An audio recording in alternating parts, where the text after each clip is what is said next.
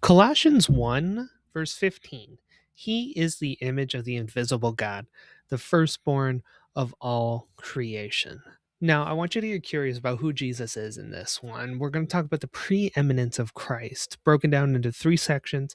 The one I want to highlight today is learning about the visible of the invisible. We learned that Jesus is this perfect representation of who God is and was shown through the human form that dwelled among us.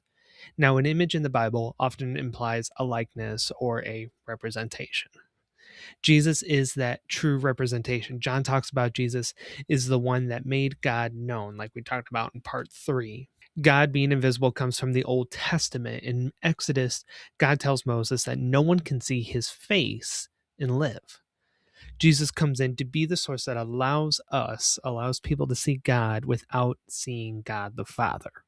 Jesus is the visible, tangible presence of God's character and essence. Now, as the image of God, Jesus serves as the ultimate example for us as a follower. Jesus' life and ministry teach us what it means to live a life that God created us to live. Jesus taught us to love God with all of who we are and to love our neighbors, to care for the poor and the widow, the marginalized communities, to feed the hungry, cover the naked, and give to those in need. Jesus taught us to forgive and love our enemies, to pray and talk with our Creator, and to pray over and for each other. Jesus taught us the importance of both community and solitude. He shows us the power of both grace and mercy. He taught us all how to give and how to sacrifice for the betterment of others. Everything is the true representation of who God has been, who he is, and who he will be. We talk more about this preeminence of Christ in the rest of today's Curious About Christmas blog, part 5. I hope you really enjoy it.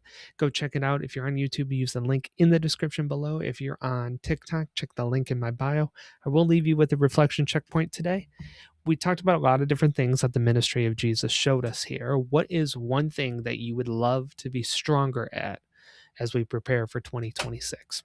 Let me know wherever you're reading this from or watching this from, and I will catch you tomorrow for our weekly psalm reading.